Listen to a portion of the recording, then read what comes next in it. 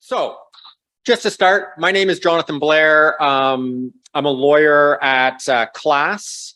I do primarily judicial review and charter litigation, and I work in lots of different areas, including residential tenancy, mental health, human rights, workers' rights, and income security.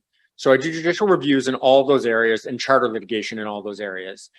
Like many of you, I assume, I could be wrong, but like many of you, a lot of my intakes and questions regarding judicial review are in the residential tenancy world, because there's just so many residential tenancy cases. People always have questions. And of course, if you're getting evicted, you're usually pretty interested in maybe not getting evicted. So you ask questions about judicial review.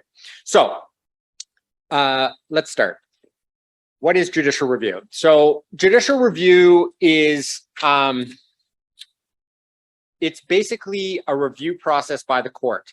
So most decisions in our life, believe it or not, are made by people other than courts. For example, someone decides to give you a driver's license. That's an administrative decision. It's a decision by a government official of some sort, but it's not a decision by the court. Residential tenancy branch, whether or not you're going to get benefits from CPP, whether you're not going to get benefits from PWD, all of those are decisions by someone other than a judge. Now, the superior courts, which just means BC Supreme Court, BC Court of Appeal, okay? So the provincial court is not what we call a superior court. The superior courts are created by the Constitution, what's called Section 96 of the Constitution. So they're called different things in different places. Here, it's the BC Supreme Court. In Alberta, it's the Court of King's Bench now, was the Court of Queen's Bench. But those are all what we call superior courts. They have this inherent power to supervise what are called inferior tribunals, but basically administrative tribunal decision makers. So including the RTB, CPP, I'll get into, there's a bit distinction there, PWD decision makers, human rights tribunal, they have the power to supervise the authority of those tribunals. And as I put it there, in plain language, this means the court will decide whether the tribunal has messed up in exercising the authority that was granted to it by the government. And this applies technically to not just tribunals like the ones I've mentioned, but lots of decision makers that aren't necessarily tribunals. For example, issuing a permit of some sort by the municipality. That's often, a lot of judicial reviews, shockingly, are of things like that. So that's the first part. What is a judicial review? Now, in a judicial review, and I'm going to come back to this, you can see it's my second main point. It is not an appeal, and it is not a new hearing. It's very hard to kind of wrap one's head around that sometimes, and especially for clients to understand this. Judicial review the judge is looking at three types of possible errors. And in the technical parlance, they're called substantive errors, which has to do with errors of law, errors of fact. So, for example, a decision maker says they never paid rent for 4 months, but the evidence clearly shows that they did pay rent for 4 months. That would be an error of fact. The arbitrator got a fact wrong.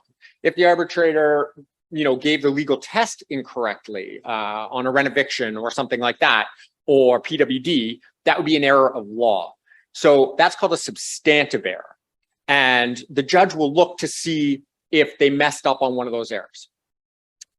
Procedural review has to do with the kind of process that happened at the tribunal. So classic examples might be, did you get notice? Did you know when your hearing date was? Did you get a chance to make your argument, or were you cut off by the arbitrator, right? Were you stopped from doing your cross-examination? Those are all called procedural errors. And sometimes you'll hear the term natural justice or procedural fairness. They all mean the same thing for the purposes of judicial review. That's what they refer to. It's a procedural error. Someone's much louder than me. Jurisdictional review. So this is rare. And what this essentially means is, did the tribunal even have the authority to make its decision? So for example, if you went to the residential tenancy branch and they made a decision regarding discrimination, that would be outside their jurisdiction. The government has not given the residential tenancy branch the power to make decisions about human rights, and they specifically took it away. So if they make a decision that's outside of their authority, that's called a jurisdictional error. That used to be a very specific type of special error. Now it's more just lumped often in with a substantive error, but there are a couple exceptions. So what is a judicial review? I've already said this, but I'm going to repeat it because it's so key. It is not a new hearing. And what that means, first and foremost, is the judge. Let's use an example of RTB. The judge is not going to hear the client's case and decide the matter for them. They will not do that. Okay? What the judge is going to look at is they're going to look at the tribunal's decision. So the focus is the decision, and particularly a written decision, if they're one, of the tribunal in light of the evidence that was in front of that tribunal maker. This is going to be so important for setting up your cases, okay? So I highlight this, or I bold it and I underline it.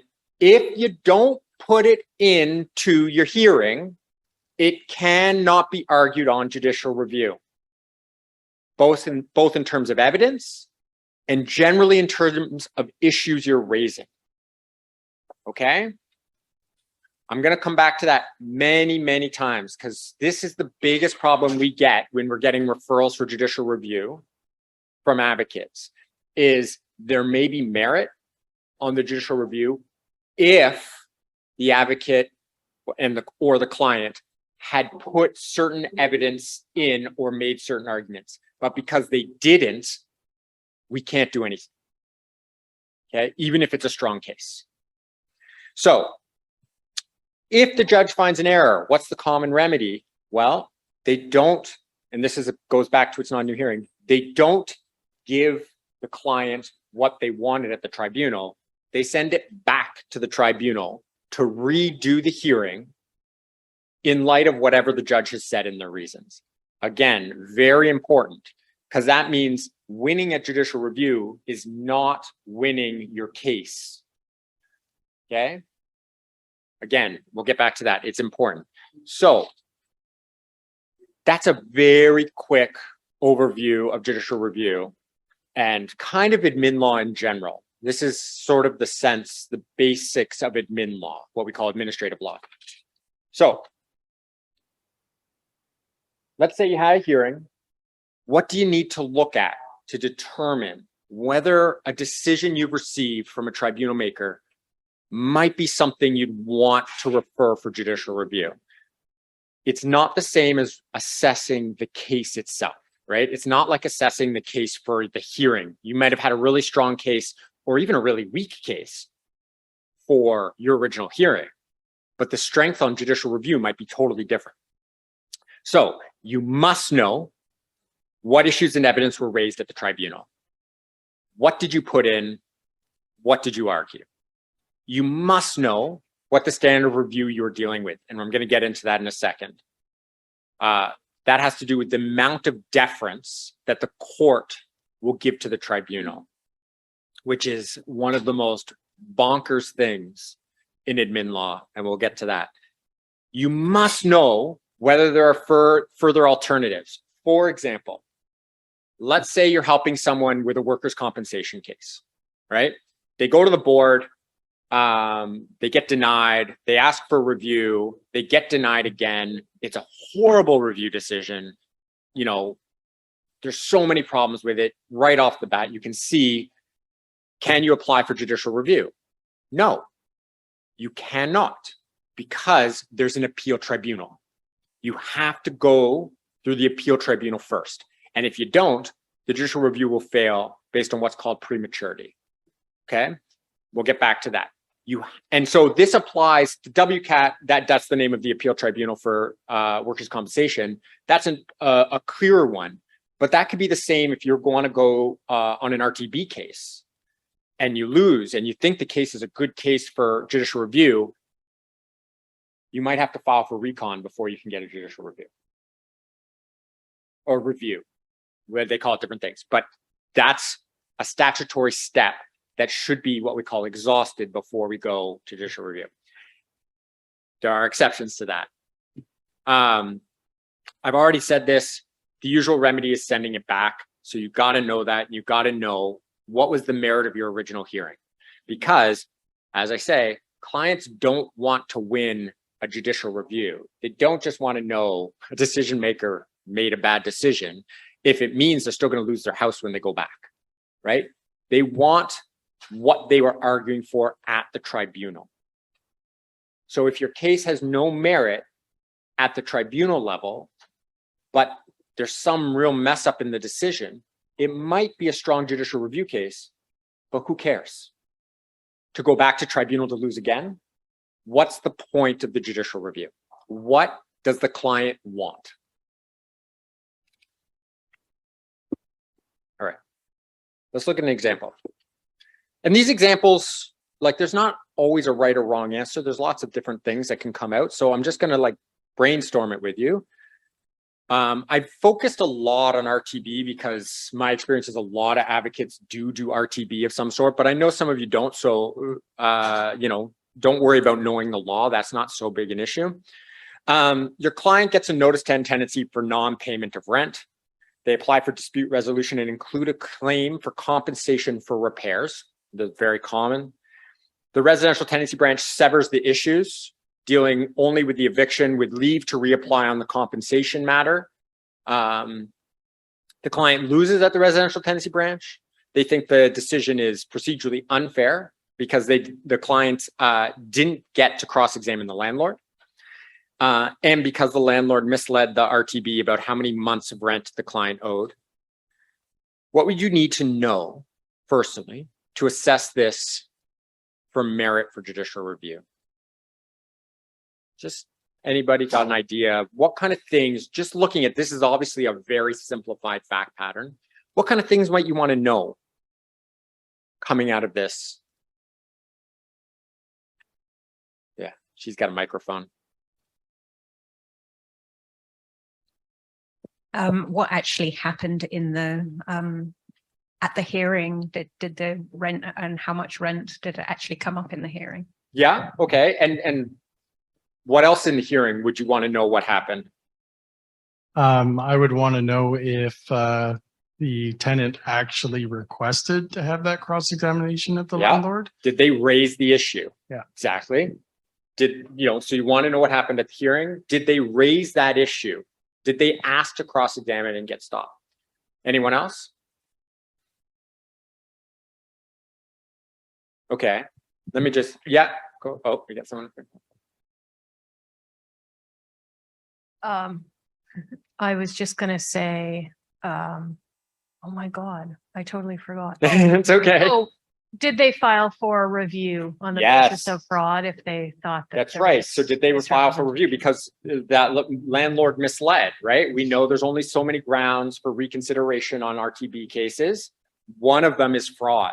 So if you tried to go straight to judicial review without trying to file for recon on that issue, you might not.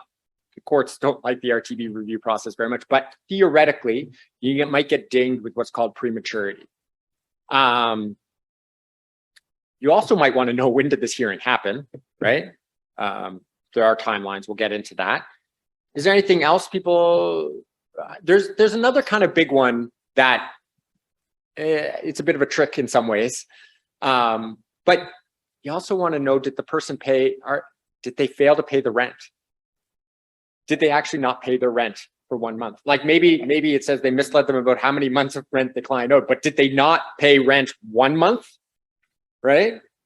We all know it's pretty ruthless when it comes to you miss your rent on that one they gave you the notice for, and everyone admits that, then probably you're getting evicted. So maybe they owe 2 months rent and not 4, and the arbitrator messed that up. And maybe they didn't get to cross-examine, but they admitted earlier on that they didn't pay the rent. Do they have a chance to win this case? Probably not, right? So you want to know some basics. What are the chances? Now, let's say that's not the case. Let's say your client has a decent case. Let's say the client's goal is to get compensation and not lose their house. What has to happen on top of judicial review? So you have the hearing. Let's say you go to judicial review and you're successful. So what needs to happen? Anyone have an idea? You want your client to get that practical result.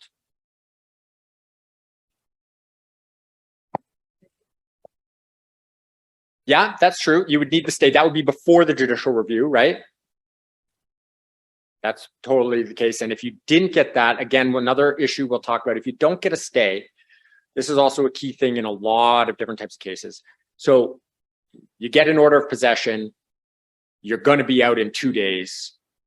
You file for judicial review and because you want to take it up, but you don't file a stay. Landlord after 2 days goes and gets what's called a writ of possession, which I'm sure you're all aware of. They get a bailiff, client gets removed. 2 months later, they go to judicial review. They've been out of their place for 2 months. It's re-rented.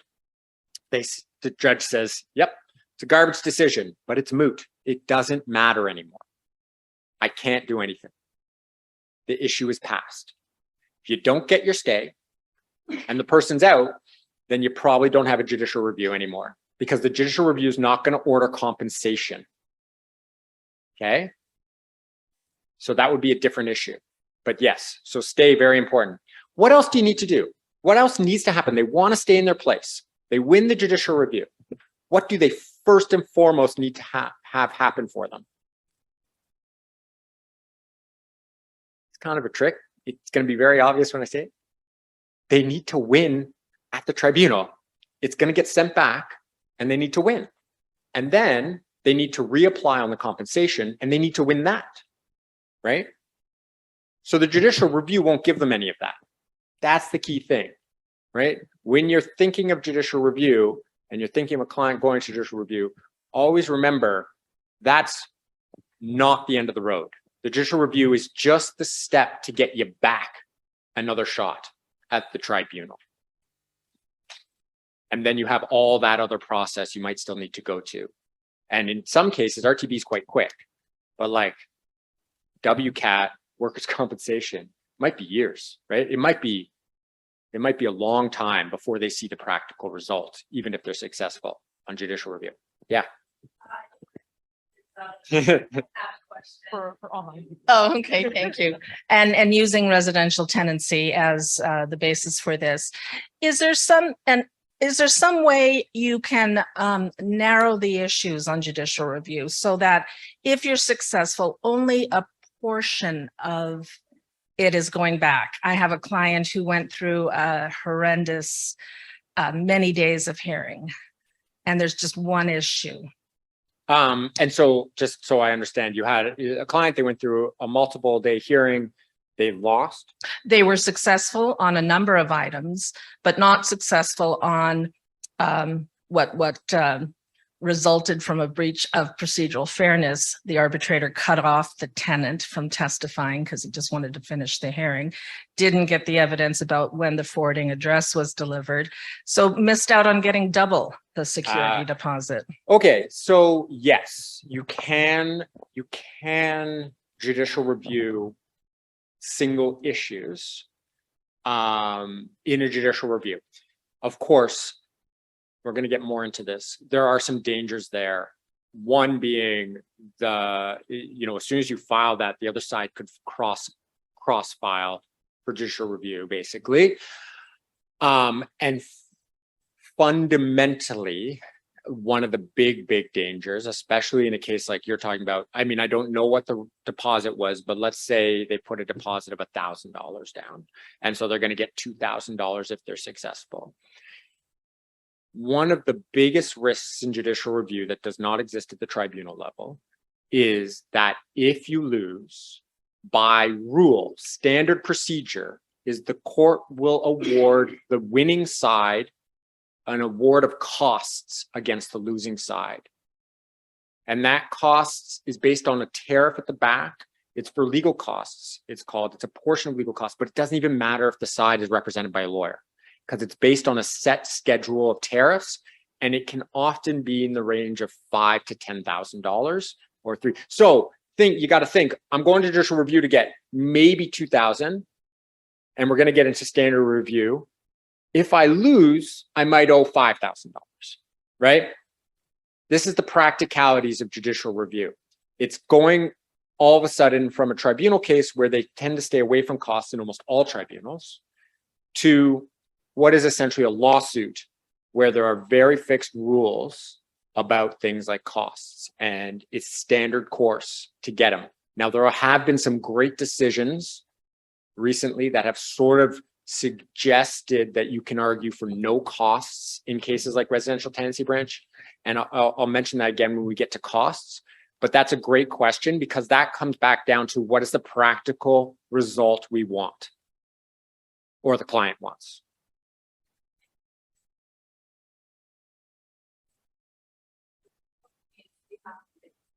So it's very hard for them to get any time.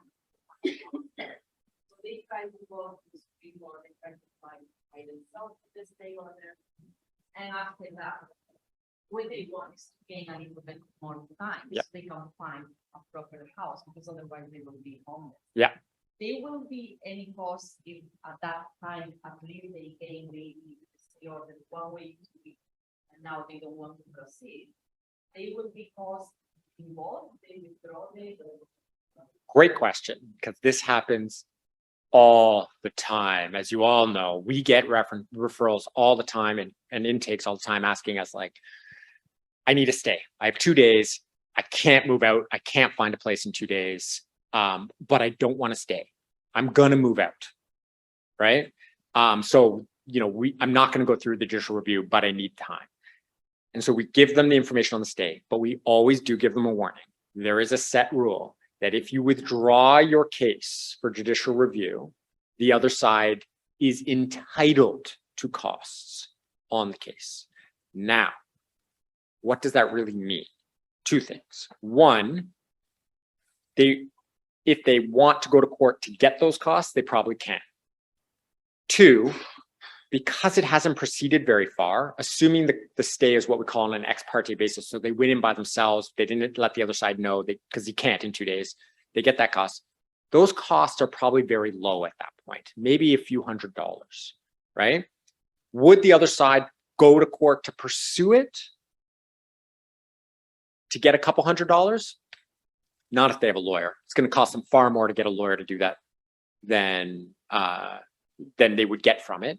So practically speaking, yes, there's a cost risk. Is it realistic? Unlikely. The second thing, now, some people proceed quite a way onto the judicial review before they decide they want to withdraw. But they found a new place, better landlord. They're like, great, I'm out. I get to get away from this landlord, right?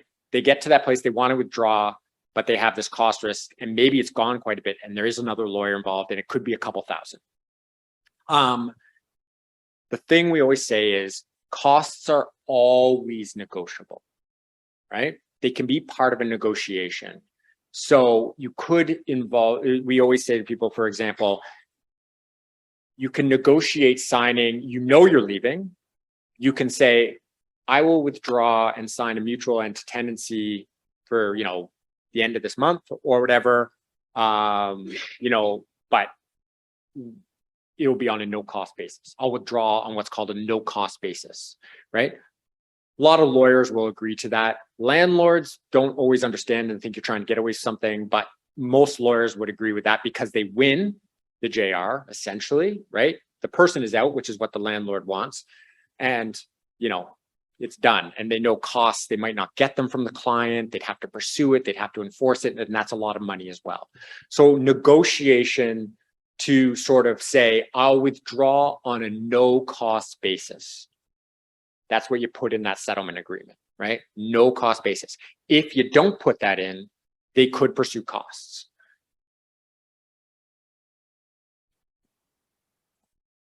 I deal with a lot of clients that basically have no money and they're on like a protective income. Yeah. I'm just kind of wondering how that would impact them with the financial cost. if they proceed and then lose? So this is always one of those fine lines when it comes to like legal advice, right? They are often what we refer to as called judgment proof, right? But the cost award is, so in other words, the landlord's not going to be able to collect that. They're not going to be able to do much to get it. Now, what does it really mean to be judgment proof? First, do they have an asset? If they have an asset, even if they have limited income, a court order can be put against an asset. So you got to be careful, right? It's a lien of some sort.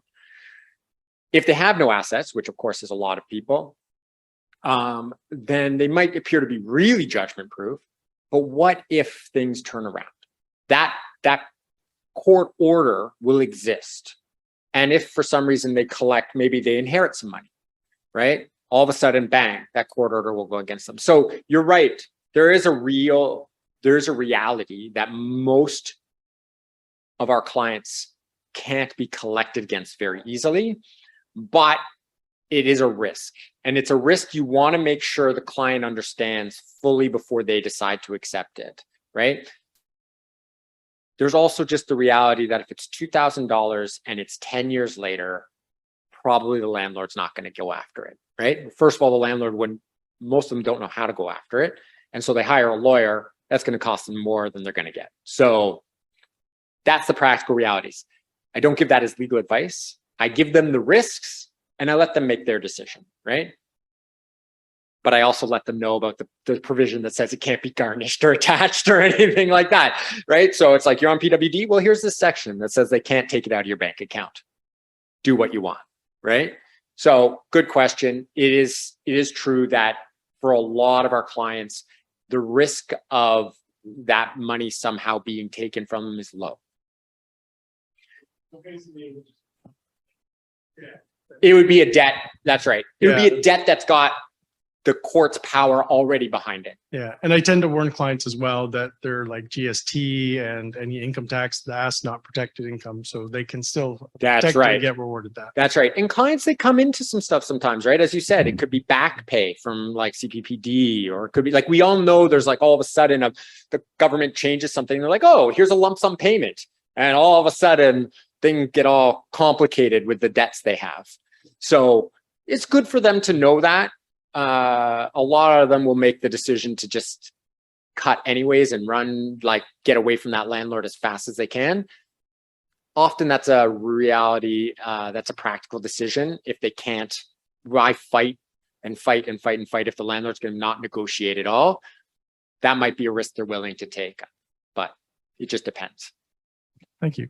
No problem. I'm going to just go into this fun world of what's called standard of review. So standard of review, this is how much deference does the tribunal get? So another way to put this is, how bad does the decision really have to be for the court to intervene? Because I'm sure some of you have seen times where you thought a decision was really bad. Maybe you have, maybe you haven't. It goes to judicial review and the judge is like, it's not that bad or whatever. And they just uphold it.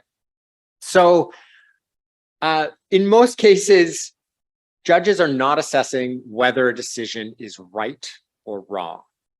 Okay. In other words, one of the things, there's actually a case law that says this, is that tribunals generally have the right to be wrong. They are allowed to be wrong. They just can't be so wrong that it goes past the standard of review. What does that mean? Well, standards of review are very weird. So for example, one of the main standards of review, and is the standard of review for the residential tenancy branch, is called patently unreasonable. That is the amount of deference that the tribunal or the decision maker will get on decisions of law, fact, discretion. Basically, that's it. Natural justice or procedural fairness is its own standard. It has its own little thing that is assessed on. But basically, patently unreasonable. What does that mean? I'm just giving that as an example. The standard review is dictated by this Administrative Tribunals Act, usually, not always, but usually.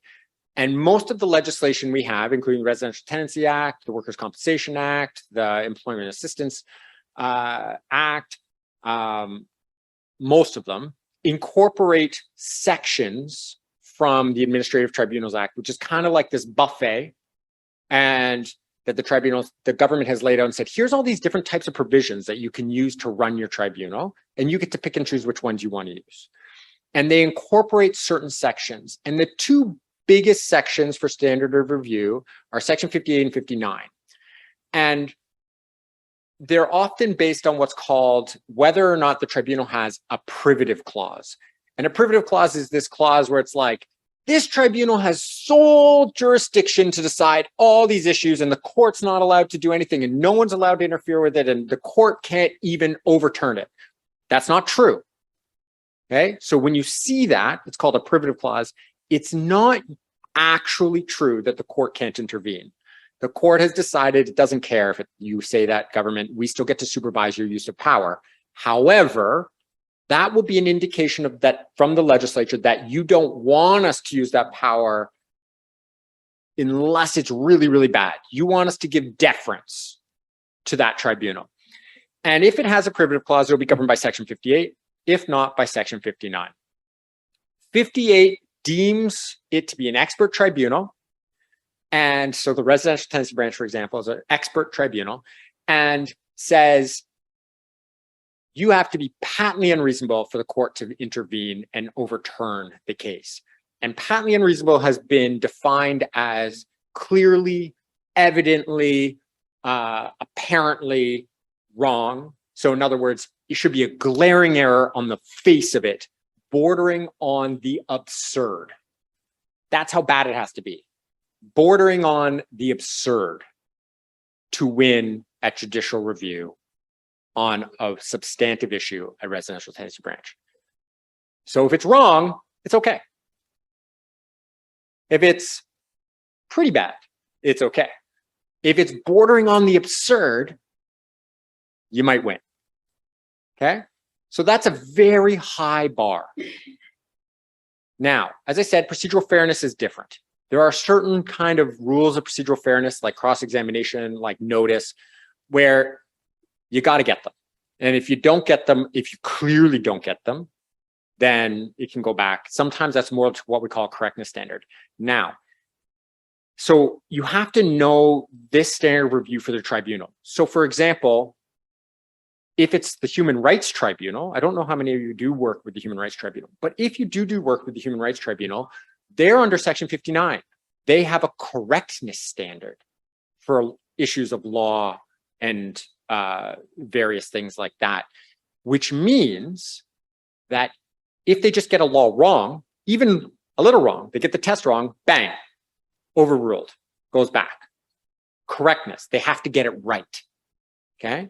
So that's a high bar. For facts, it's reasonableness. And we'll get to reasonableness in a second, which is kind of not quite patently unreasonable, but not correct.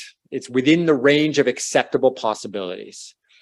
And then there's discretion. And discretion has to do with decisions that are like interim decisions. For example, in their human rights, it might be an application to dismiss. In the Residential Tenancy Branch world, it would be an application to adjourn, would be a discretionary decision.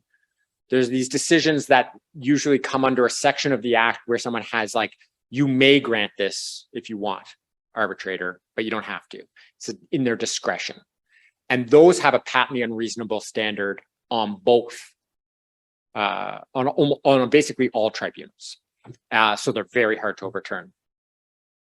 Now, the ATA, the Administrative Tribunals Act, doesn't apply always. There are some cases when it doesn't apply. And when it doesn't apply, then the standard review is set by the common law.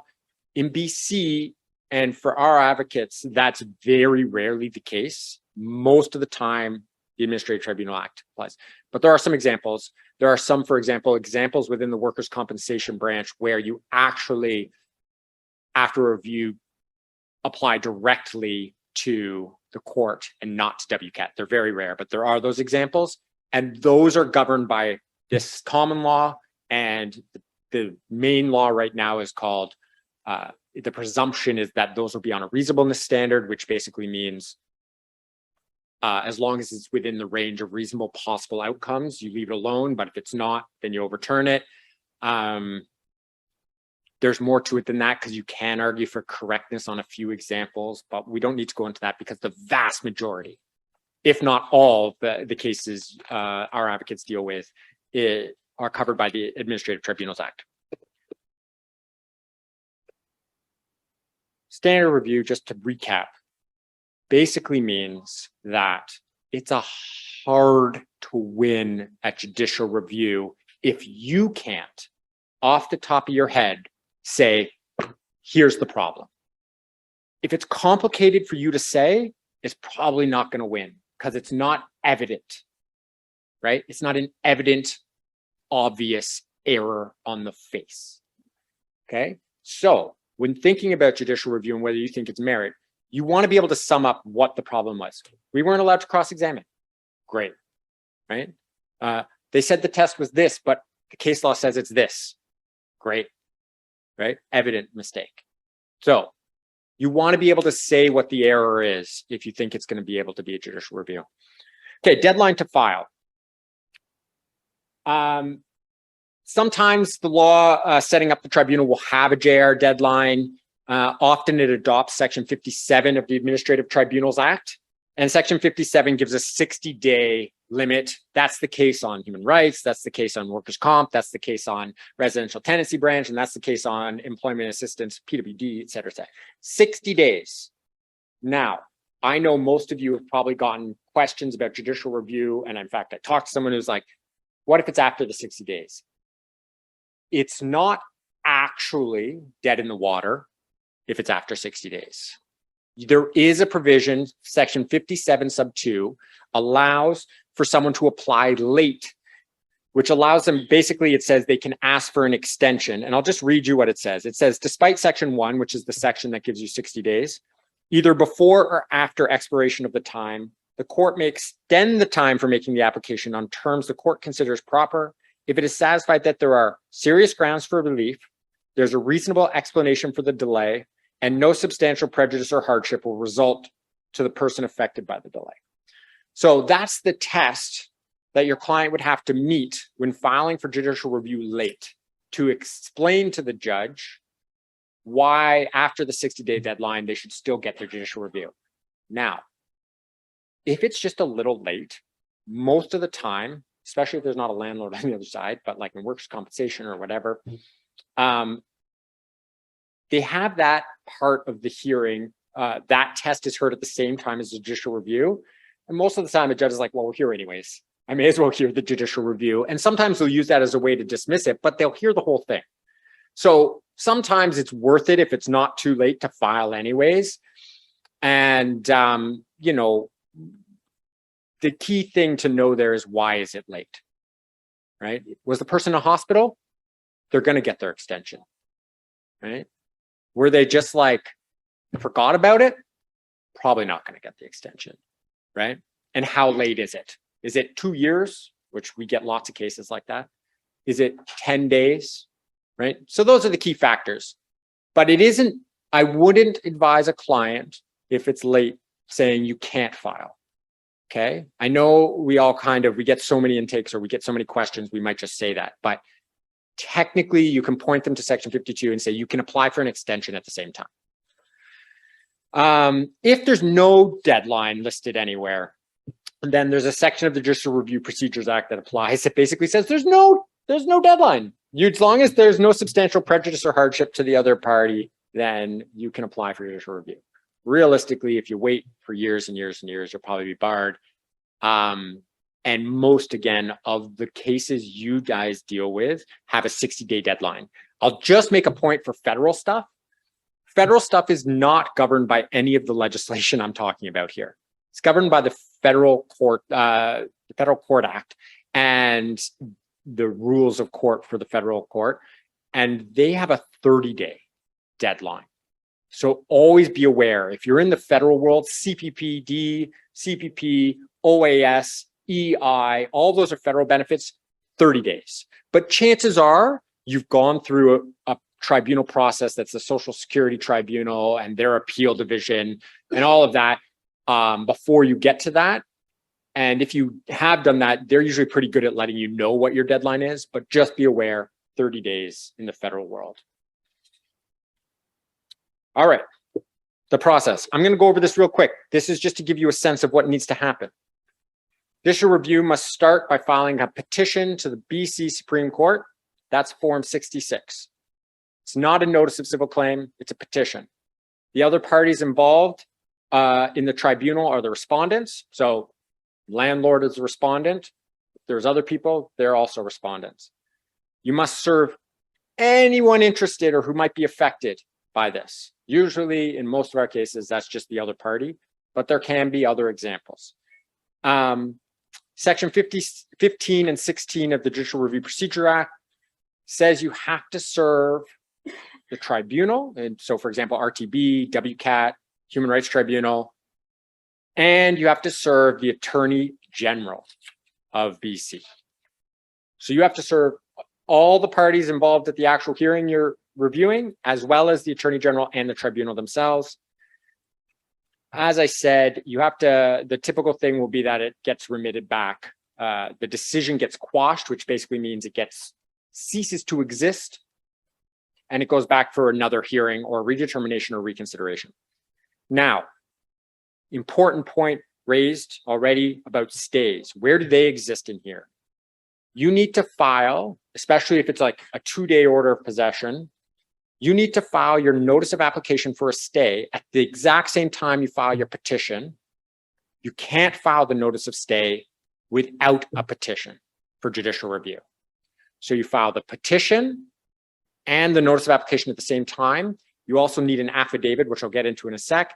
You go to the court that same day, put all of them in front of the judge. You don't need to argue the judicial review at that point, but you say, look, I have a petition for judicial review because I have a good case, or I have a case with a legit argument, and I need a stay or my case isn't going to get heard and I'm going to lose my housing. That's the gist of getting a stay. And I'll say, in our experience, clients get it by themselves easier than when they're represented, because the judge isn't going to ask them to give a big argument on the test. They're going to be like, oh, all right, you got a couple weeks, go let the other side know, come back and we'll talk more about this. So just, that's where the stay comes in. All right, I know you're all glazing over a little now, but I'm coming to the important points. So evidence. Before I go to evidence, is there any questions at this point? I know most of you have probably like the process. I don't need to do all that. Doesn't matter to me. But the evidence is key, because on judicial review, you don't get to put new evidence in, which means if a judicial review comes to me, I am relying on what the client or the advocate put in at the hearing. And if you didn't put it in, I can't put it in. Okay? I told you I'd come back to this point. It is big. The same goes for the issues are raised. So let's say rent eviction, right? It's less of an issue now, but for a while, everyone was running these rent eviction cases. And the rent eviction case, you know, you raise all the different, you say they don't really need vacant possession, right? But you don't raise good faith. I can't argue good faith at the judicial review then, right? I can't argue that they made a mistake on the test for good faith. You didn't raise it then, I can't raise it then. Okay. Right? So there's going to come back in our fact pattern. You need to know going in realistically, what are all the elements that I'm arguing of the, let's say, case, whether it be the basis for eviction, whether it be a human rights, whether it be workers' comp. You got to break down the thing into its elements, and you have to know, do I have evidence on each aspect?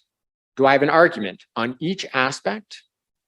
And if not, is that because it's clear? Because there are ones that are clear, right? And you're not going to argue an issue that's ridiculous, right? But if I'm not sure, do I have evidence and have I raised the issue?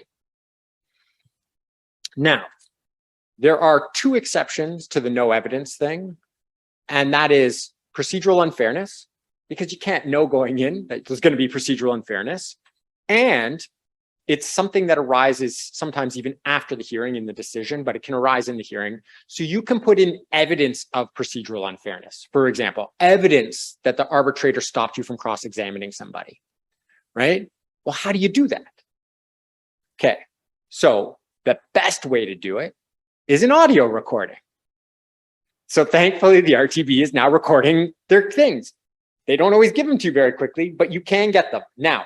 So you can put in an audio recording of the hearing, because what was in front of the tribunal is evidence that's called on the record. It's on the record. So not all evidence comes in document form. Some of it's in testimony, right? That's still evidence on the record. But how does that get in front of the judge? The documents are easy to put in. Sometimes you need to put in what evidence was stated in the hearing and not just the documents.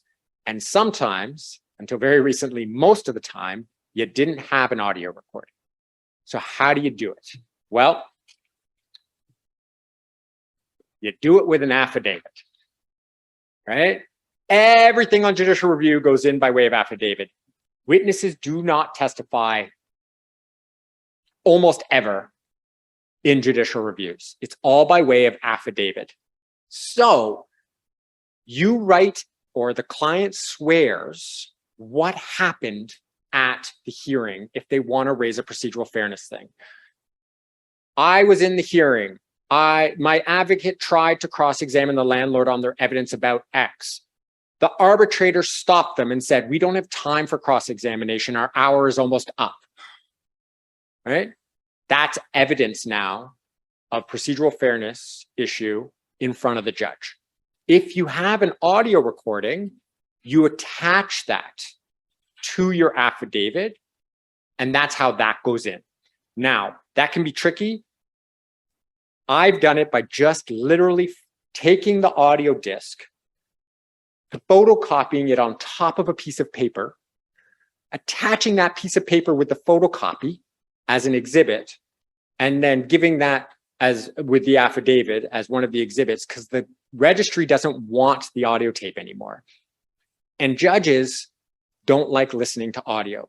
So if it goes to judicial review, you'll often need to get a transcript of that. If it's a self-rep, they might get away with just the audio, but that's how that goes in. In practice, most of the tribunals we deal with will file what's called the record when they respond to the judicial review. They won't necessarily argue the judicial review, but they will file a record of all the documents that were in front of the arbitrator when they made their decision. Some don't, but almost all do. And if they don't, you can ask the judge to force them to through the Judicial Review Procedure Act, Section 17.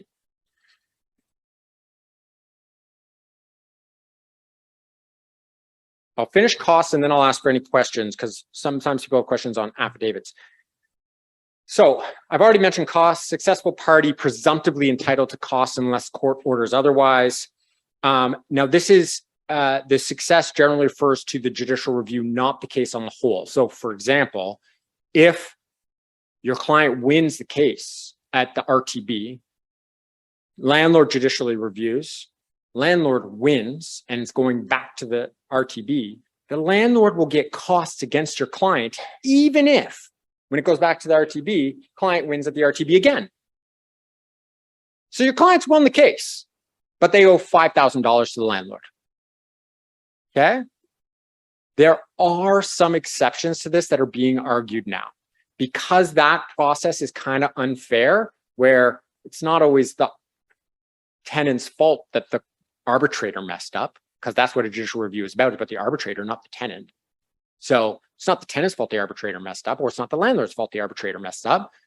And so there have been some successful arguments arguing that there should be no costs. For example, if the issue is one of procedural fairness, where you're the tenant of the landlord, you have no control over the fact that the arbitrator messed up the procedure. You shouldn't be dinged for the costs on the person legitimately arguing that. And that there are some cases on that. Feel free to email me. We can send some along if you want, although again, that's more for judicial review, so you might not need it. But that's somewhat changing, or there's some room there. But again, it's always worth thinking about costs. And whenever you're talking to a client, about judicial review, costs must always be mentioned. Not just whether you think they'll win, nothing like that. Costs. There's also a fee to filing judicial review of $200 and $80 to file a notice of application if you need a stay. And those need to file right away. However, you get a fee waiver pretty easily if you're getting in receipt of income assistance or persons with disability. Or if you're low income, you can make a larger argument. But if you have a pay stub from either of those, it's pretty automatic that you can get a fee waiver, and those will be waived, those fees. So before I go on to the next slide, which will be the summary, questions? I went fast, I apologize.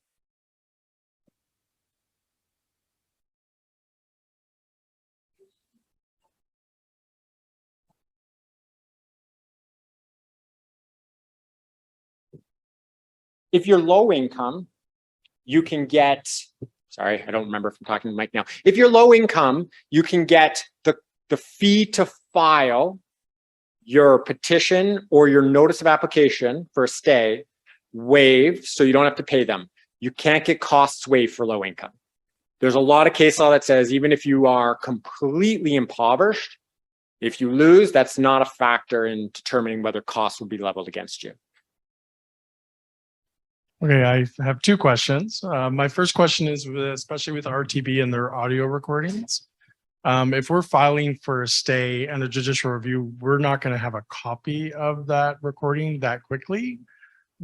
How do we kind of deal with that? Doesn't matter for the stay. Okay. So for the stay, the judge isn't going to look in depth into the evidence, but they will look at the just sort of basis for so like you might have an argument that says the arbitrator, erred in law by, forgetting, doing the wrong test for rent eviction, or doing the wrong test for a material term, or they erred procedurally by not giving me the chance to cross-examine. They'll look at your basis. They won't look at your evidence to see if you have a legit case. But you mentioned we have to file the judicial review at the same time. Yes. So we won't have the evidence for the judicial review. You won't have all the evidence. So what you'll do is you'll file. This is a great question. It has to do more with the practice of judicial review, but basically when you file for judicial review, you have to file an accompanying affidavit with it. And that affidavit, at the bare minimum, must include the decision you're judicially reviewing. It could include nothing else. We have done this many times when the decision is wrong or reviewable based on just an error of law. Almost nothing else matters. All that matters is the decision and case law, and we don't need anything else. But at the very least, if you file the petition with just that decision, you may be able to file further affidavits later. But certainly, if an audio recording comes out afterwards that you couldn't have gotten in that amount of time, especially for a stay, it would be incredibly surprising to me. There's always argument in law, right? So who knows, but be incredibly surprising if when you tried to put it in a further affidavit, the judge would say it's not admissible. They would almost certainly allow it because it would be helpful for the judge to understand it. And it would be hard for the other side to say why, given it wasn't available, it shouldn't be admitted. Okay. So, and we've done that several times. Okay, my next question. Yeah. I deal with a lot of clients that have strong mental disabilities. Yeah. And I'm just wondering, am I as an advocate able to create an affidavit about what happened at the hearing rather than relying on a client who is already struggling to understand what's happening in hearing or has memory issues? Right. So yes. Yeah, the quick answer is yes. And we often rely on advocates. So I do quite a bit of mental health work, and there's been some recent judicial reviews, we usually use the advocate to outline the issues, arguments that were raised and to say what happened at the hearing. It doesn't, as long as the person has firsthand knowledge of that themselves, then they can swear the affidavit. Perfect. Thank you. So even a witness, we had a rent eviction case a little while ago where we got not just the client, but several of their witnesses to give us affidavits about what happened in the hearing too. So anyone who was there can do it. All right. Key points. Here is the summary of what you're doing when you set up your hearing for judicial review so that it gets its best chance. Read the law setting up the tribunal. Okay, that's hard. I know that it's like everyone's done it at some point, but no, all this really means is, what does it incorporate from the ATA, from the Administrative Tribunals Act? What's the standard of review based on that? What's the time frame based on that? And what, almost most importantly, well, time frame is very important, but also what are the other remedies? Is there an appeal tribunal? Is there a reconsideration? Know that before you, when you're setting it up. All right. Put it on the record. So important. We've touched on this a couple times. Break down the elements of the legal test, make submissions on all the different parts, ideally something in writing. I know you all have a lot of work, and I know it sometimes like you have little time before it. Even an outline of the points you're raising, because one of the things that's hard for us to know is what issues were raised. Because in the decision that we know arbitrators don't always cover everything you said. So for us to have proof that you put something before the arbitrator and they didn't deal with it, oh, that's gold. That's gold for us. All right. So if you can even do an outline of your argument, 2 pages where you say all the things you're going to raise, put it in. That's very helpful. Put it in evidence. If you have a piece of document that you think might be useful, but you're not sure, put it in. If you never refer to it, doesn't matter. The arbitrator has it before them. I have it before me when I go to judicial review.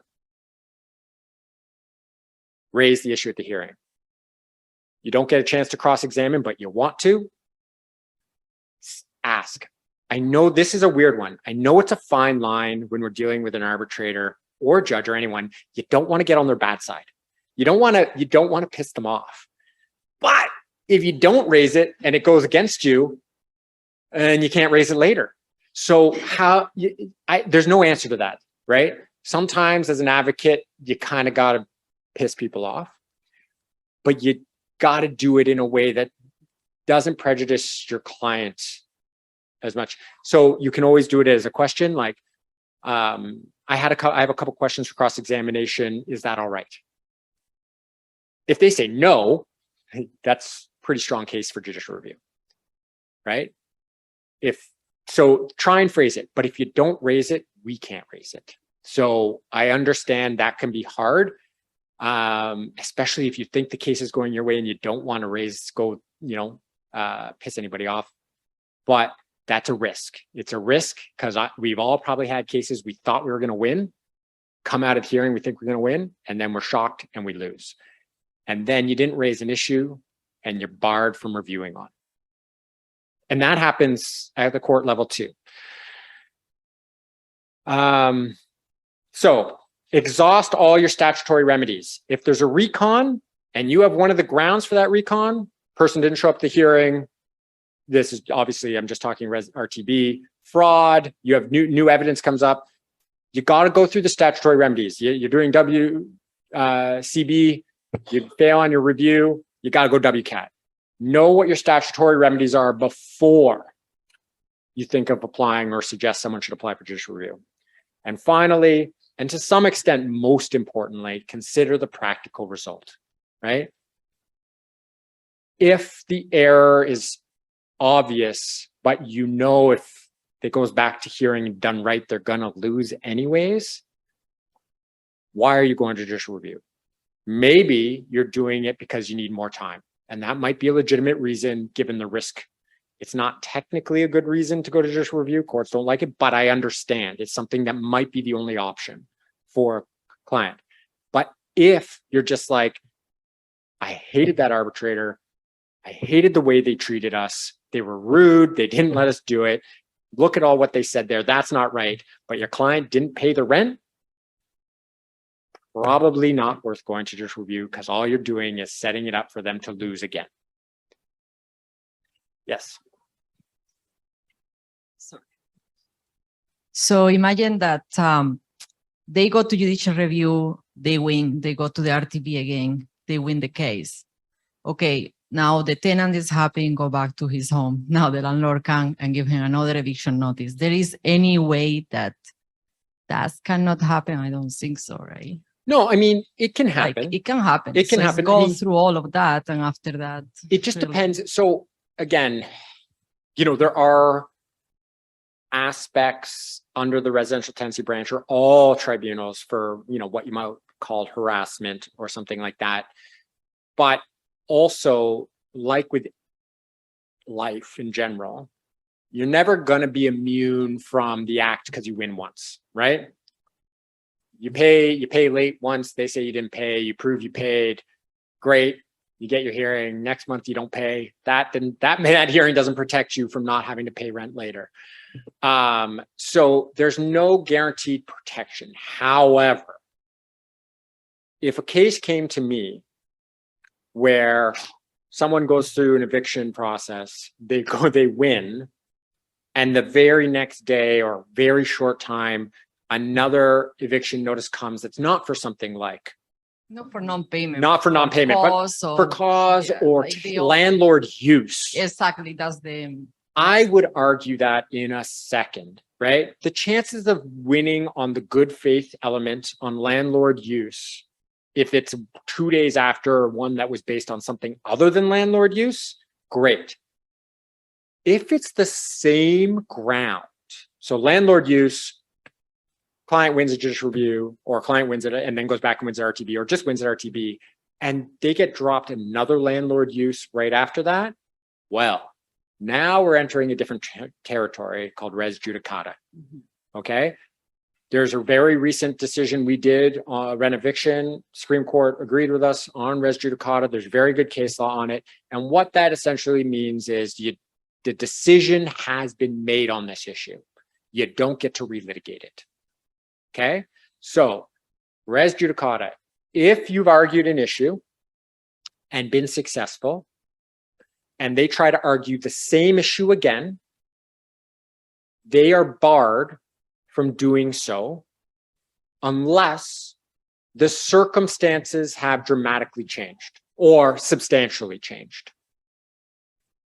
The biggest example of this, obviously, is landlord use of some sort, rent eviction, someone moving in, whatever.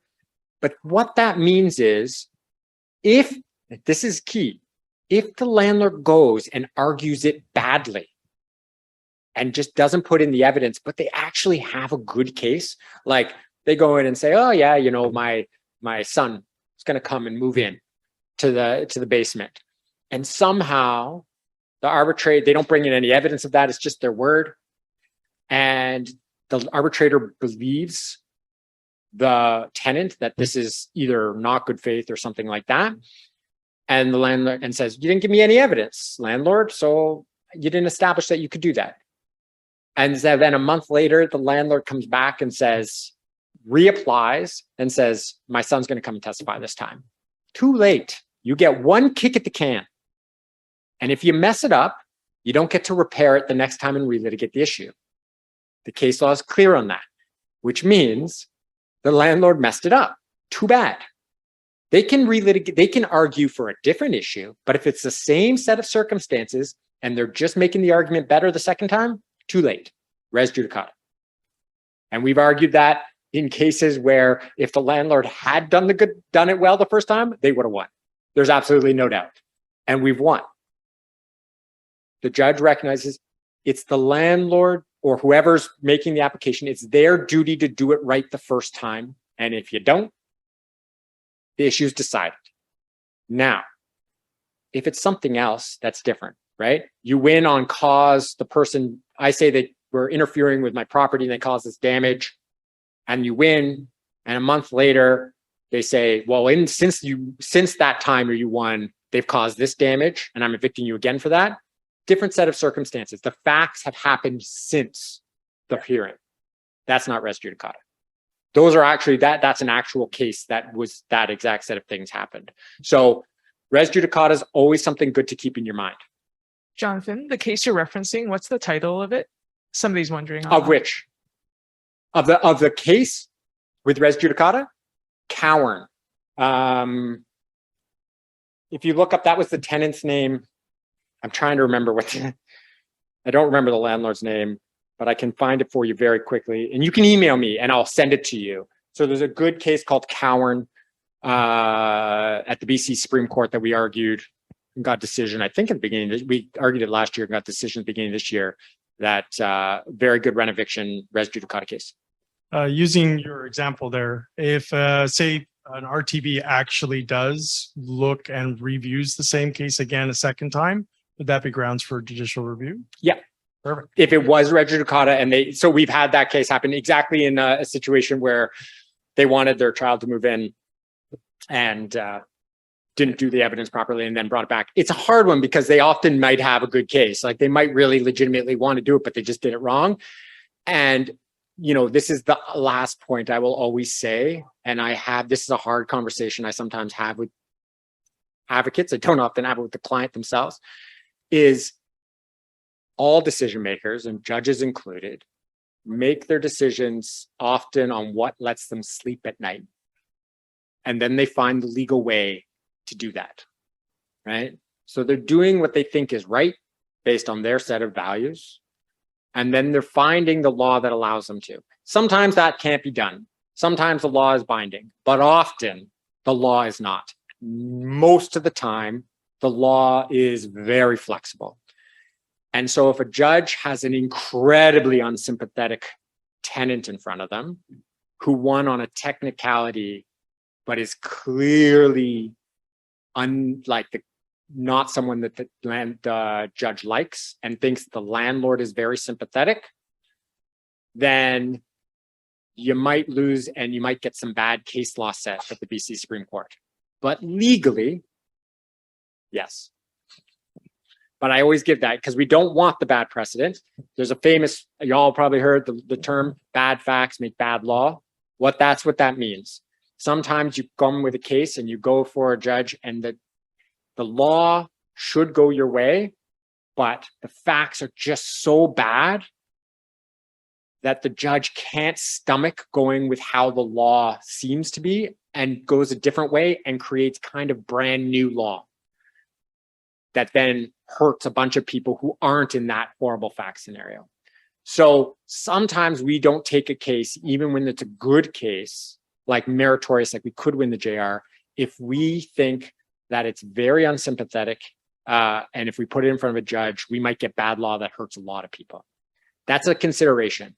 That's a further down consideration, but it is something always to think about once you're above tribunals, because the tribunal cases there's no precedential value. No one's bound by them. But Supreme Court or higher, everyone's going to be bound by it. And you have to always consider, do I want to risk making a case that will hurt a lot of people because the facts are bad? Just giving you an insight into some of the thoughts we do when we're getting a case, especially a systemic case. All right. I'm going to give this little fact pattern here. Can everyone read it? I can read it out loud, but if everyone can read it, we don't have a lot of time. I don't know how many of you there are. Maybe we can just like kind of go by table. You jump over there if you want, and we can go by table and you can just think about this. What might you do to set this case up for judicial review? We'll just take 5 minutes. Yeah, I will. So a client comes to you because they've received a notice to end for breach of material term because they have a dog, but there's a no pet clause in the tenancy agreement. The client has lived there for 8 years. The client got the dog a year ago after talking with another client who has had a dog for a couple years. But new property managers took over 2 months ago and told the client they needed to get rid of the dog And when the client didn't, they served them with a notice to end. At the hearing, the landlord lies and gives evidence that the dog is dangerous because it attacked another tenant who did not appear as a witness. The arbitrator does not let you direct the client. Direct means you lead the client's evidence in, or cross the landlord, but insists on asking the clients 2 questions. Is there a no pet clause? And does the client have a dog? After getting affirmative answers to this from the tenant, the arbitrator says they do not need to hear any further evidence and asks for closing submissions, and your client loses. But let's just say you don't know whether your client's going to lose. What would you have needed to do to set this up for judicial review? What things might you do to make sure this is right for judicial review? What issues might you raise? What evidence might you put in? Take some time, chat. I'll give you 5 minutes and we'll come back. And there's not a right or wrong, right? It's not all right or wrong. There's some better ideas.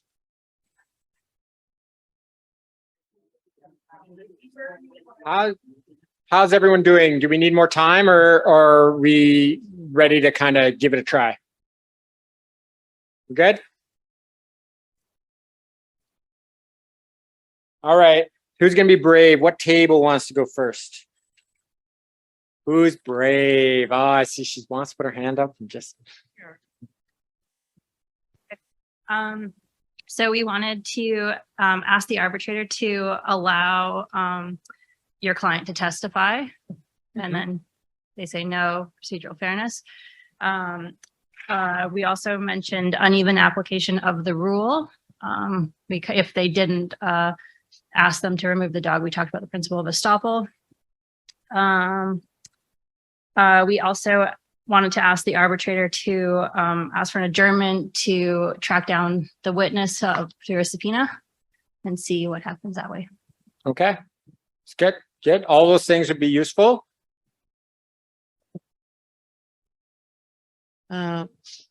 Yeah, we mentioned procedural unfairness.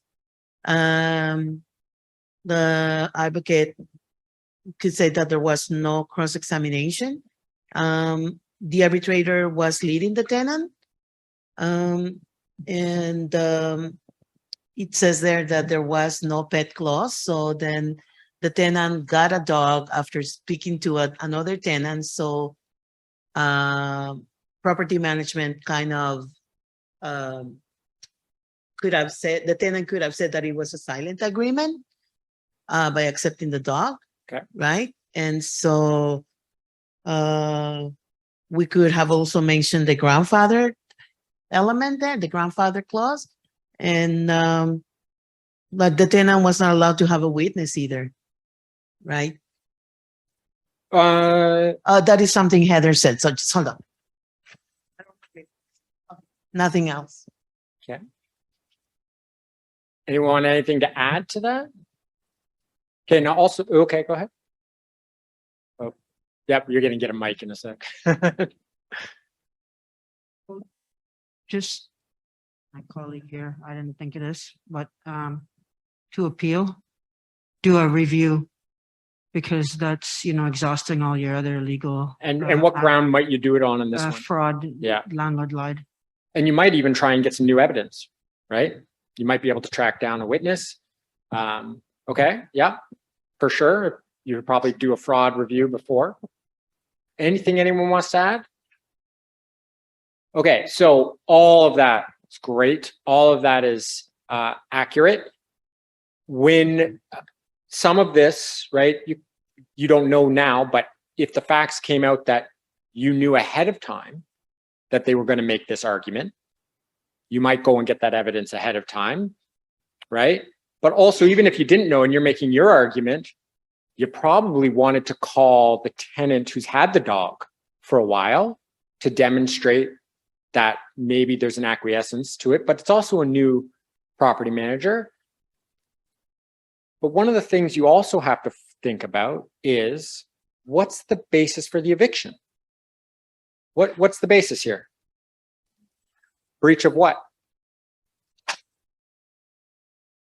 Is it a material term? No, but let's say it is in the contract.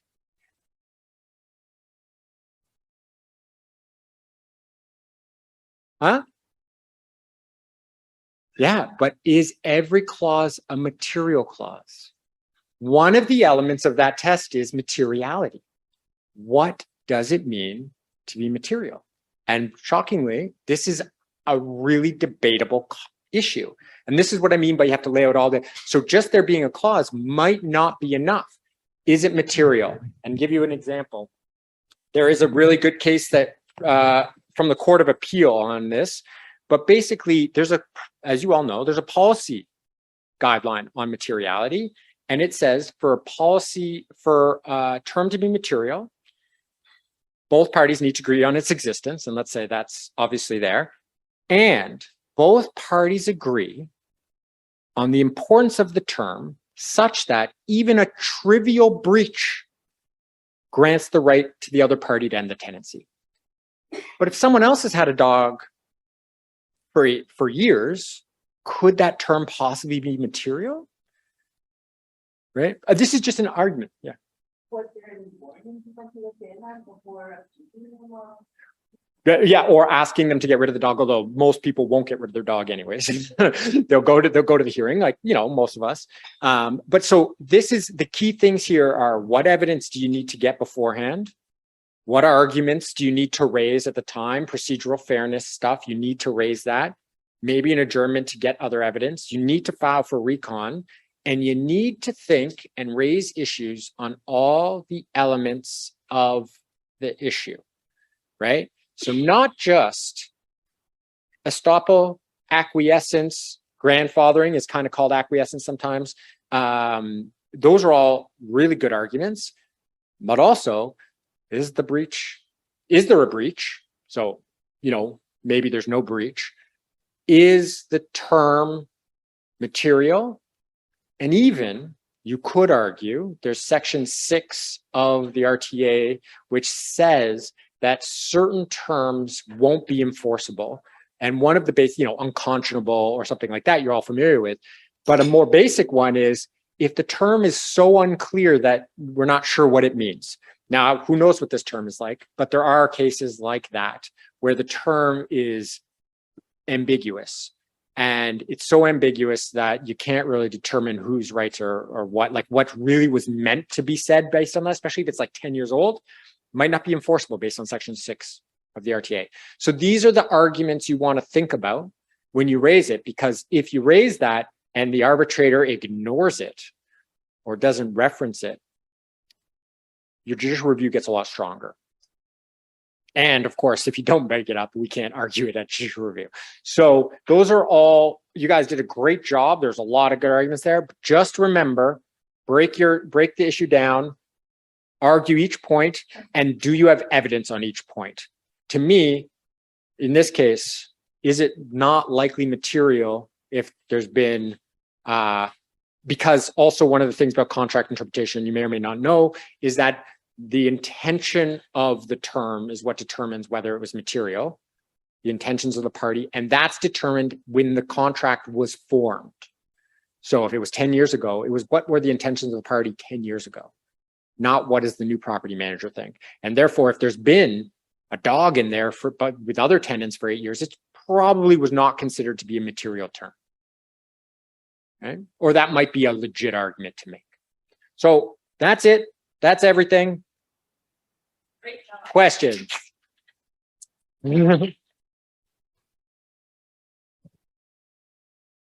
Thanks so much, Jonathan. Welcome. I'm still trying to be clear. I think I feel clearer when it comes to procedural fairness stuff, that's a judicial review or yeah. So are you saying then, like, so one of the things that none of us mentioned was like that we, like you keep drilling that we have to mention all of the possible arguments. Is it because even if there were no procedural issues, like you gave a scenario that had all those procedural issues, but even if, like, if the only issue was that you raised raised an argument around whether that was a bit material, and if the decision does not mention, like, let's see if I understand you, if the decision of the arbitrator does not consider your arguments about whether it was a material, about whether it was a material breach, are you saying that that's enough to go to judicial review? It can be. It can be. Okay. So let me be That's clear what I'm about trying that. to be clear. Yeah. So for example, in this case, if you raised arguments saying that this term is not material and explained why, gave an argument for why, saying, for example, that, you know, there's been other dogs and 10 years ago, there were dogs in the building. So it was understood that one breach of getting a dog is probably not going to get you enough to be evict you. And they don't address that at all. And they just said, there's a pet, there's a term, they have a dog, you lose, 100% you JR that, 100%, very strong case. However, if you said, let's just say there wasn't dogs in another case, it's material, there's no other dogs in the place, so all that's out. You say it's not material because, you know, I took, I don't know, I was dreaming and I had a vision and someone told me it wasn't material. And so therefore it's not material.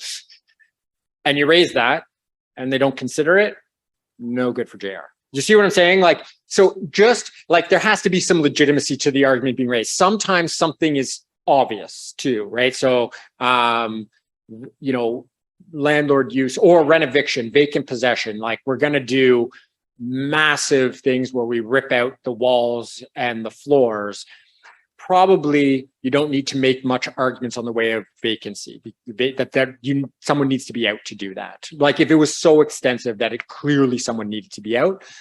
If some things are okay to concede, right? You can concede some things, right? So for example, to be a material term, both parties need to agree on its existence. And then it needs to be so important that it's minor breach. You can concede that both sides need to agree on it. There's no point in raising the argument. Nope, we don't agree. It doesn't exist, right? Some issues don't need to be raised if they're obvious, but you better be confident that they're obvious, because if they're not, then we're barred from arguing it. But it would be silly to raise that parties don't agree that it's in there if it's in writing and everyone saw it, right? Don't bother raising that argument. But you should raise materiality because that's a key one in there. Did that answer? Well, for me, it's the subtleness of whether it was just a bad decision, like, you know, how you were saying. Yep. So, you know, I could say, well, the landlord didn't give a letter. It wasn't clear. There was no breach letter. And then it kind of like up to the arbitrator, whether like, do you know when it's, I think it's because I don't do judicial reviews. I have to refer them. And then clients come to me. Now I know I can just say, oh, you know, go to class, let them decide whether there's something to dispute or not. But I don't want to refer every single decision. Yeah, that's good. So that's why I was trying to understand the difference between it wasn't considered. So if it was mentioned and I don't agree with the decision, then that's not necessarily judicial review. Like if they kind of, if they ignore a key argument but if of they yours, ignore it completely, then there's a bigger chance. if there was an argument you made that you thought had some legitimacy, even if you weren't sure it would win on that, but they just ignore it and never take it seriously. So it's a legit argument and they don't mention it anywhere. Yeah. They don't mention that not only the argument, maybe they don't even mention that element. Definitely send it over for judicial review. Thank you. Bear in mind all those other things I said. Like if it's a very unsympathetic client, if it goes back and those arguments are made, will they have a chance? All those things. But if those are the cases, like you thought you might have a chance on that issue and it's not mentioned, bring it over. Anything else? Yeah.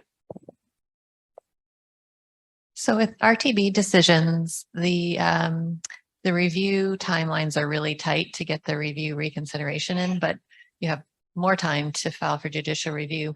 What if a client comes to you after those deadlines, but still within the 60 days for judicial review? Are you, can you still, is it still a possibility? Yes. Yeah. Yes. So it is partially for the same reason you just said, the time frame.